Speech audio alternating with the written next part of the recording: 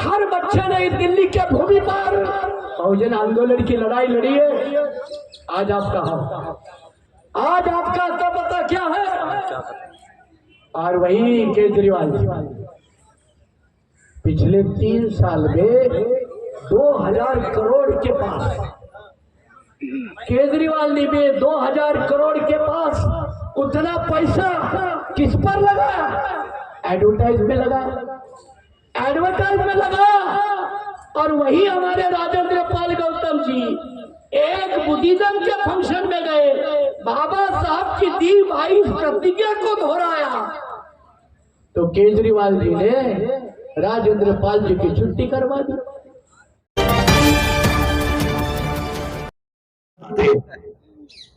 जब जिस्म से रूह जुदाई, तो शमशान के ठेकेदारों ने भी कफन छीन लिया।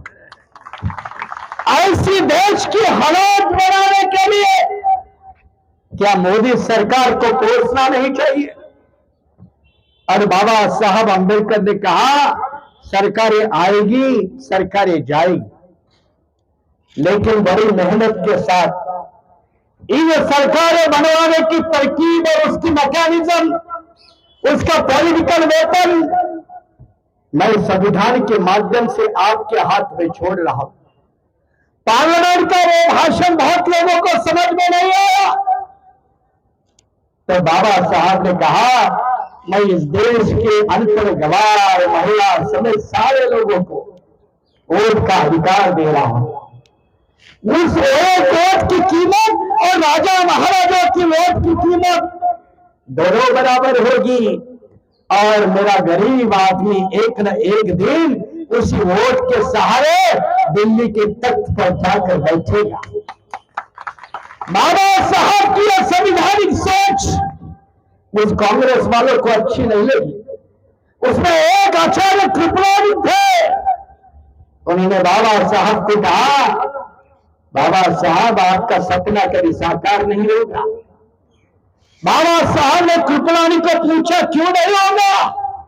अरे कृपलानी ने कहा बाबा साहब आप जिनको वोट का अधिकार दे रहे हो वो गरीब लोग है, लाचार है, मजलूम है, वो बिकेंगे, उनका वोट बिकेगा। जब उनका वोट बिकेगा तो उनका नेता बिकेगा। और उत्तर भारत में कितने नेता बिकने लगे हैं, कितने बढ़ते? उत्तर प्रदेश से लेकर ये हमारे तूफान जी बहुत बुजुर्ग साथी है, उन्होंने खुद भी एक बार बसपा की तरफ से दिल्ली में चुनाव लड़ा है। वो भी अच्छी तरह से उत्तर प्रदेश के नेताओं को जानते हैं।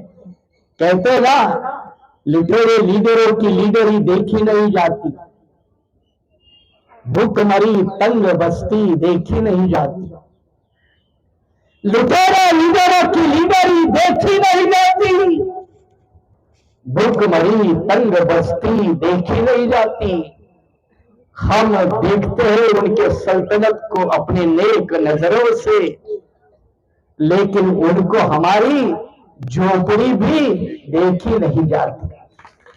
जब ऐसे नेता पैदा होता है तो वही कांग्रेस के नेता ने कहा कि आपके नेता बिकेंगे। बाबा साहब ने कहा कृपलानी तुम्हारी बात सच है, मेरा समाज गरीब है, लाचार है, मजलूम है। कांशीराम साहब इस देश के अकेले नेता बाबा साहब अंबेडकर के बाद रहे जिन्होंने बहुजन समाज को अपने वोट के पावर का एहसास कराया। मायावती नहीं बचा पाई, क्या यह सच्चाई नहीं है? और ये बात अगर मैं कहूंगा तो ये कोई मायावती के ऊपर टिक्का है? गिरते हुए बहुजन समाज पार्टी के वोट बैंक को पूरे देश में मैं भी मायावती के साथ 11 साल महामंत्री के तौर पर काम किया है। लगभग देश के 13 राज्यों का प्रभारी रहा हूं। आंध्र प्रदेश जैसे स्टेट से 2 विधायक मैंने जिताकर दिए थे। तो क्या हमें बोलने का अधिकार नहीं है? तूफान जी जिन्होंने अपना 40-35 साल इस मूवमेंट के साथ लगाए हैं, हम कोई अरे मेरे नकदू खेड़े किनारे पर बैठे हुए थोड़ी है। जिन्होंने अपनी जिंदगी लगाई है, उस हर बच्चे को बोलने का अधिकार है। और इसीलिए कांशीराम साहब ने एक पावर इकट्ठा की। बाबा साहब ने वही कांग्रेस के नेताओं को कहा, मेरा समाज गरीब है, लाचार है, मजलूम है, लेकिन जिस दिन मेरा आदमी अपने वोट की सही कीमत पहचानेगा, उसका सही इस्तेमाल करेगा, तुम्हारे इतना बड़ा भिखारी दुनिया में कभी पैदा नहीं होगा। क्या हमें बाबा साहब के सपने को पूरा नहीं करना चाहिए? क्या हमें बाबा साहब की इस बात को याद नहीं करना चाहिए? बाबा साहब की इस बात को एक तरफ याद करें, कांशीराम साहब के वोट पावर, वोट शक्ति को हम याद करें, और देश की सल्तनत पर बैठे हुए ब्राह्मणवादी ताकतों को पहचान कर, अपने सही नेता को चुनकर, अपने सही संगठन के आधार पर देश के हर प्रत्येक राज्य से निकलकर, कोई जम्मू कश्मीर से निकले, कोई तमिलनाडु से निकले, कल हमारा कल कार्यक्रम है, उसके उद्घाटन करने वाले तमिलनाडु के सांसद हैं, वो भी अम्बेडकर एक नेता है। कोई तमिलनाडु से निकले, कोई कश्मीर से निकले, कोई पंजाब से निकले, कोई गुजरात से निकले, और एक दिन इस दिल्ली के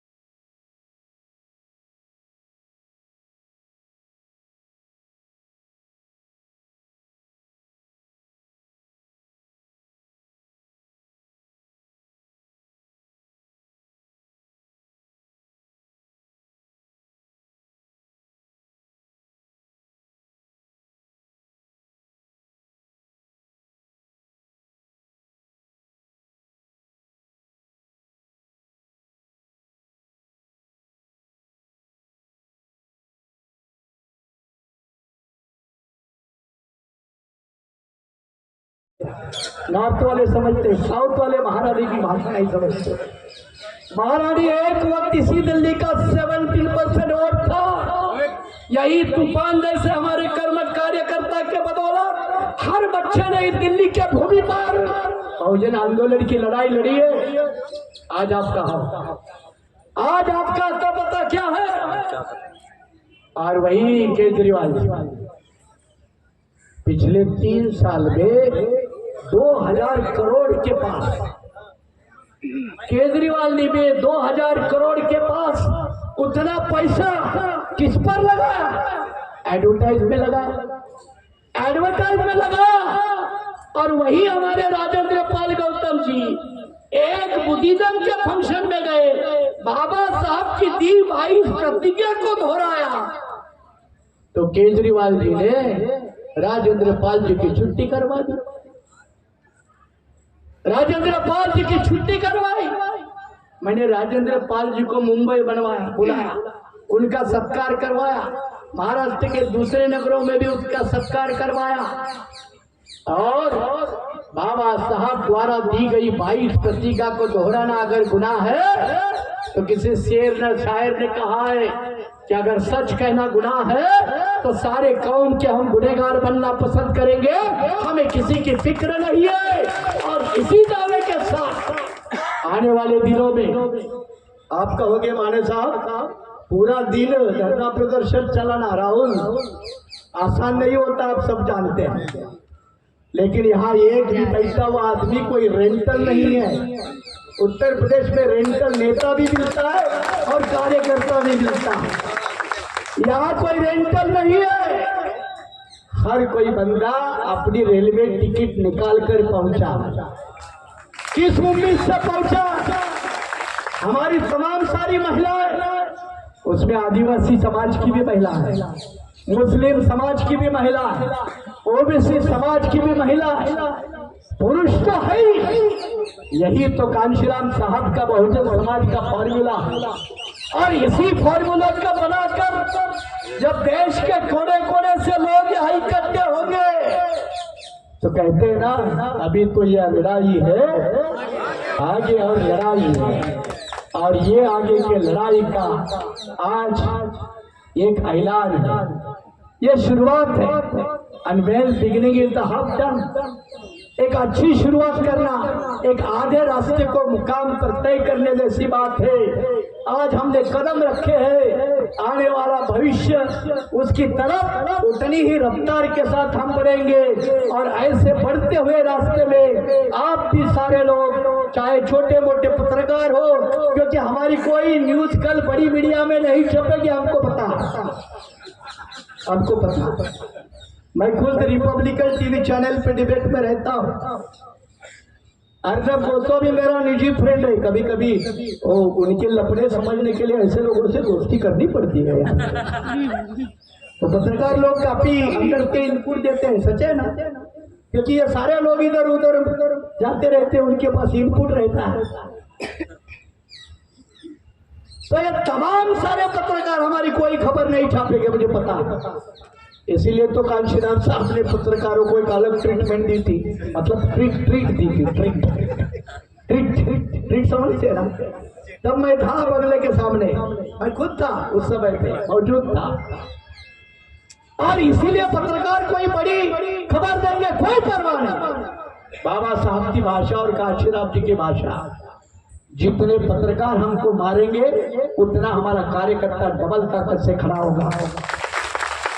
जितना उसको निगलेक्ट करेंगे उतना कार्यकर्ता हर पत्रकार की भूमिका निभा देगा, अपने समाज तक अपना मैसेज पहुंचाएगा। और इसलिए कल कोई अखबार में हेडलाइन नहीं होगी, कल कोई बड़े टीवी चैनल की कोई न्यूज नहीं होगी। इसका मतलब तुम समझ लेना, हम सही रास्ते पर चल रहे हो, कोई गलत रास्ते पर नहीं है। और ये जो भी किया है कोई इसका अंदाजा लगा देगा कि किसी ने पैसा दिया चमाने साहब को ये करवाने के लिए। अरे हम दूसरे भिखारी के औकात पर नहीं जीते, हम बाबा साहब अम्बेडकर की औलाद है। जब मैं मूवमेंट में मायावती ने कहा कि यूनिवर्सिटी की नौकरी छोड़ दो, तो 1,60,000 रुपए तनख्वाह लेने वाला ये डॉक्टर माने 1,60,000 की नौकरी छोड़कर 12 साल बाकी थे, वो छोड़कर मैं इस मूवमेंट में आया हुआ साथी हूँ। तो हमें खरीदने के बारे में कोई ना सोचे तो बहुत अच्छा है, ना सोचे तो अच्छा है। और इसलिए कोई आप में से कहेगा कि ये पैसा कहाँ से आया, तो ये तमाम सारे बैठे हुए कार्यकर्ता है ना, जो कांशीराम जी की भाषा है, रमेश पाटिल यहाँ बैठा है, उस वक्त भी कांशीराम जी ने महाराष्ट्र से पैसा लाया था। और आज भी इस प्रोग्राम के लिए बड़ी फंडिंग मैं महाराष्ट्र से लेकर आया हूँ, किसी नहरे गहरे नत्थू खैरे से नहीं। और यह मुद्दा इसलिए क्लियर करना जरूरी है क्योंकि कल कोई ना कहे कि हम किसी के इशारों पर काम करते हैं, वो बड़े बड़े सोशल मीडिया में चलाएगा, जो इशारा देगा वो सहारा करेगा। ऐसे अक्लमंद लोगों की सलाह की हमें कोई जरूरत नहीं है, क्योंकि उसमें गिरने वाले नहीं है। कहते हैं ना, हवा के झोंके से गिरने वाले वो पेड़ के सूखे पत्ते नहीं है। हवा के झोंके से गिरने वाले पेड़ के वो सूखे पत्ते नहीं हम। आंधियों से कहे वो अपने औकात में रहे, आंधियों से कहे वो अपने औकात में रहे, ये इशारा देते हुए और कल हमें फिर सुबह 10 बजे से डॉक्टर अंबेडकर भवन रानी जोशी रोड पर एक खास सब्जेक्ट को लेकर संविधान परिषद करनी है। वो भी कल 10 बजे से लेकर शाम 6 बजे तक चलेगी।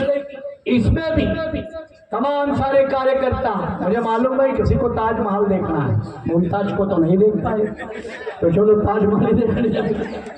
हर एक की इच्छा होती है, मैं भी देख पा रहा आया हूँ, मुमताज को नहीं ताजमहल को देखकर। तो आप गलत फहमी में रहोगे कि माने साहब गए तो हम क्यों नहीं जानते। मैं भी गया हूँ ताजमहल को 84 को जब पार्टी की स्थापना हुई बीएसपी की रेड फोर्ट के सामने, तब हम पहली बार गए। यार रमेश पाटिल है, हरिद्वार के बाई इलेक्शन में 1987 में मायावती को जितवाने के लिए महाराष्ट्र से 54,000 रुपया, तब 54,000 रुपया कोई मामूली नहीं था। 54,000 रुपयों के साथ महाराष्ट्र कवर कराया था। इलेक्शन हुआ, कांशीराम जी ने कहा भैया अब हर बार का चुनाव हुआ, जाओ बाजू में बनारस है, सम्राट अशोक ने क्या करिश्मा किया है देख के आए। इलाहाबाद का बाई इलेक्शन हुआ, देखने को कहा, हम भी ऐसे घूमे हैं। तो आपको भी कहना है कि कल का प्रोग्राम होने के बाद आप भी आजाद पंछी हो, कहीं भी घूमो, लेकिन मोदी जी से जरूर नहीं मिलना।